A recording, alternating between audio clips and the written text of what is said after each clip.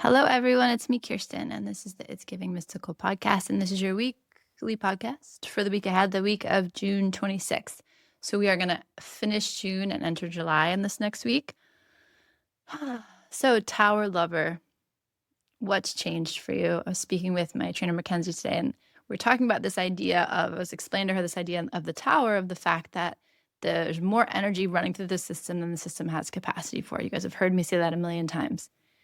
That can go a couple of ways, right? One of the ways that can show up is, oh, I feel excitement here, or I feel energy here, and I feel a little destabilized by it. I'm not sure how to handle it. So my container adjusts, the structures adjust around this new voltage load or energy load.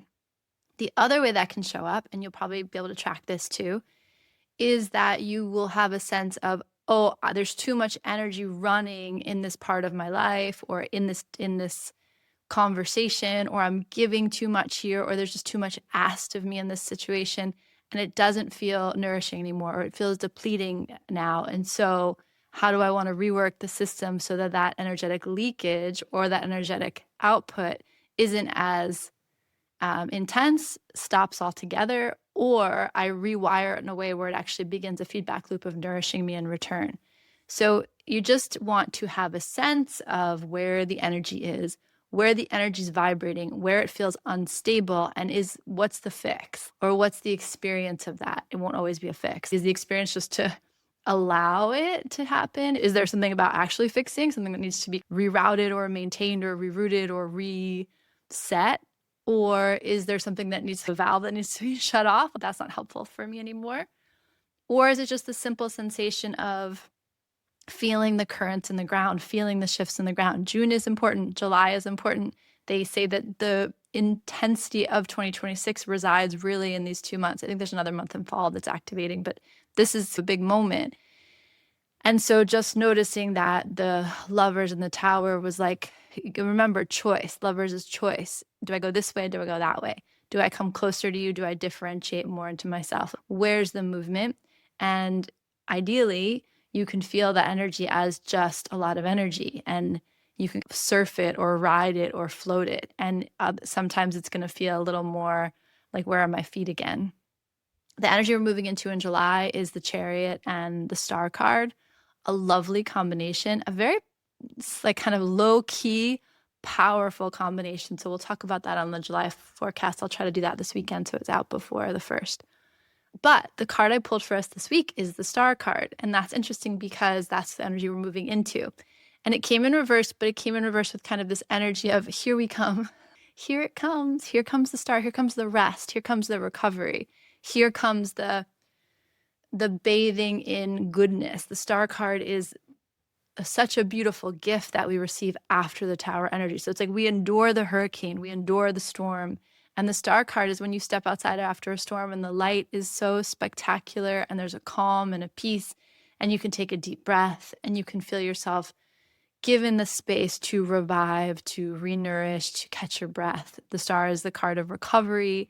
It's the card of deep rest isn't the right word, but replenishment, like soul level, cellular level replenishment. The Star card in my mind is also the card of our masculine ancestors. So if there's any work you want to do around your male lineage, around the energies of your fathers, your grandfathers, your sons, it's very active in a star time.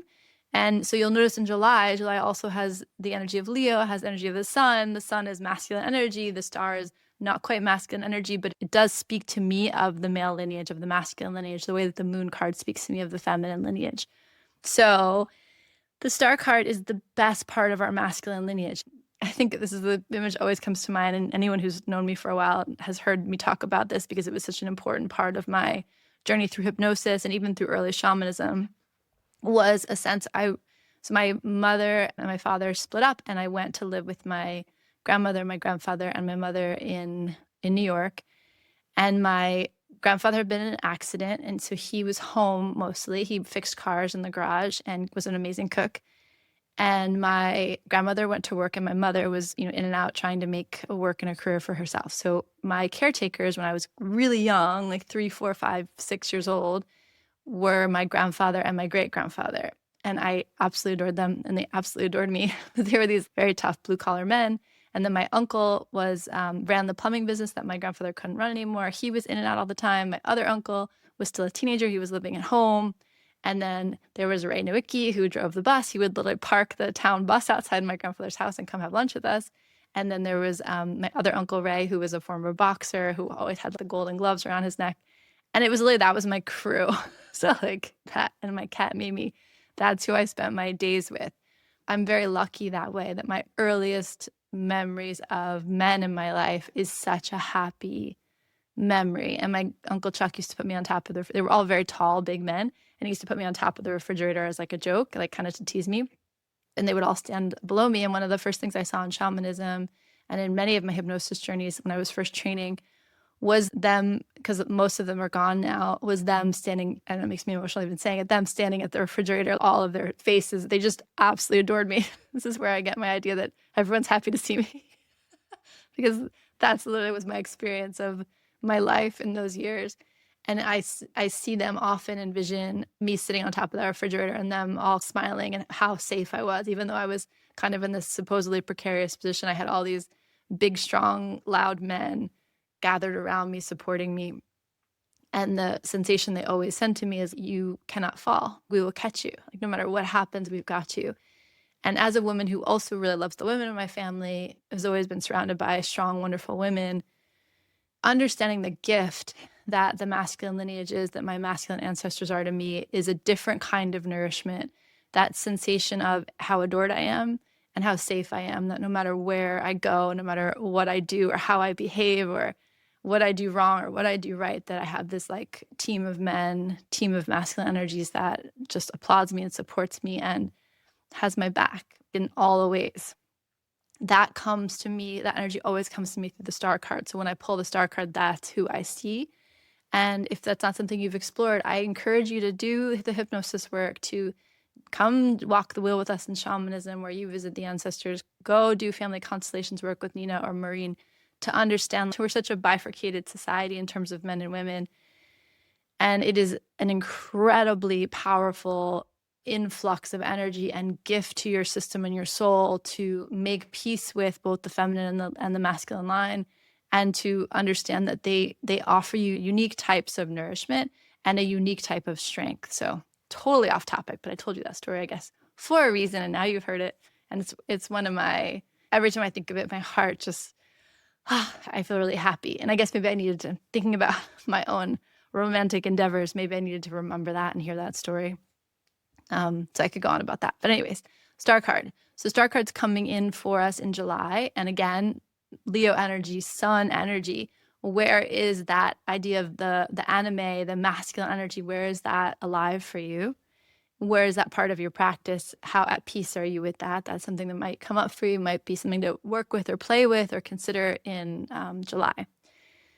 In the meantime, we're finishing this last week. Where were we last week? We had the Two of Pentacles. So the Two of Pentacles was a question of your resources, and it was this idea that something was not going to be sustainable. Something was sticky and keeping you off balance and keeping you on your toes and keeping you extending yourself more than you wanted it to.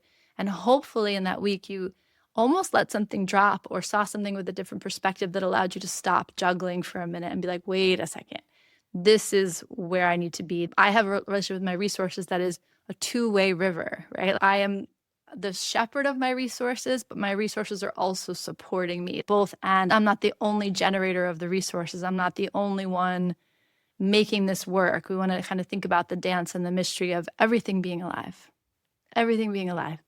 Your money, your home, your body, obviously, your things. There's an energetic truth, vibratory truth to the world that we want to become aware of and that we want to co-create with. We don't want to be the manager. We want to be the co-creator.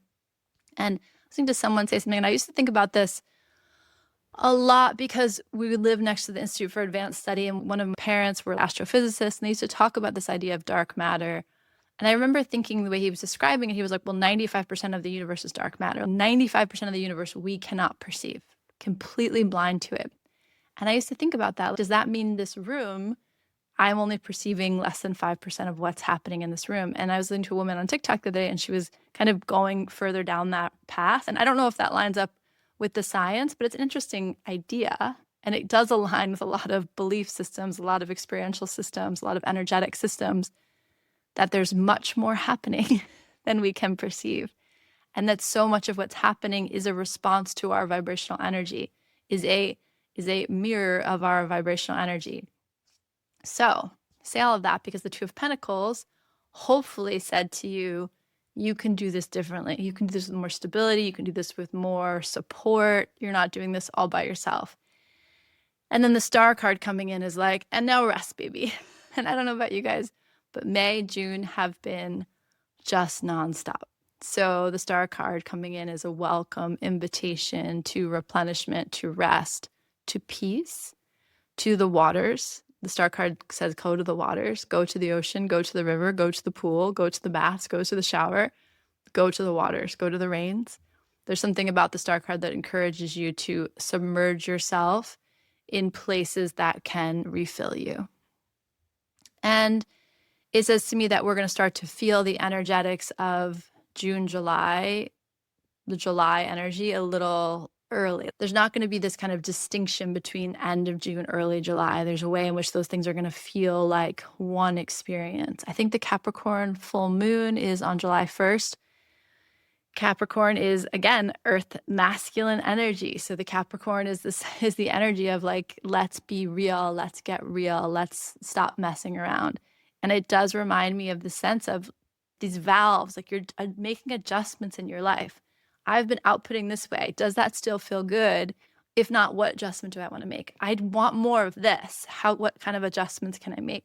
So just really honoring what you are alive to, aware of. And again, nothing is a waste. There is no unsacred thing. There is no inconvenience that is just a random inconvenience.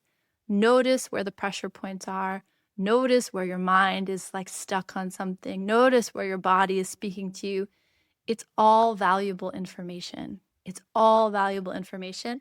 And especially at a moment like this where so much is getting reformed, so much of the energetic and the container of the energetics is renegotiating, you have this beautiful opportunity to say, what do I want next?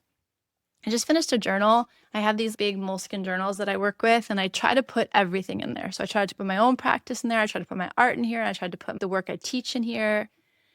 And Kim Krantz taught me this. She introduced me to these books, and she has this invocation for a new book, and she'll take you through how to just bless the journal. And then I write the date. So this one I've had since the end of I've had since the end of January, actually to the date. So I've had it to the end of January, and I just finished it. And when I finish these, I feel like something significant shifts. So personally, I feel like this week is going to shake it up a little bit in a good way. And I wonder if you have a practice like that, or there's something that you kind of use to track over time. And it might be a good moment to just tap into that and say, look, what I'm doing. Let me say it again more clearly. This woman I follow on TikTok, she talks about systems a lot. I've referenced her before. I think her work's really interesting. She's like an academic systems guru, but she will relate it to real life.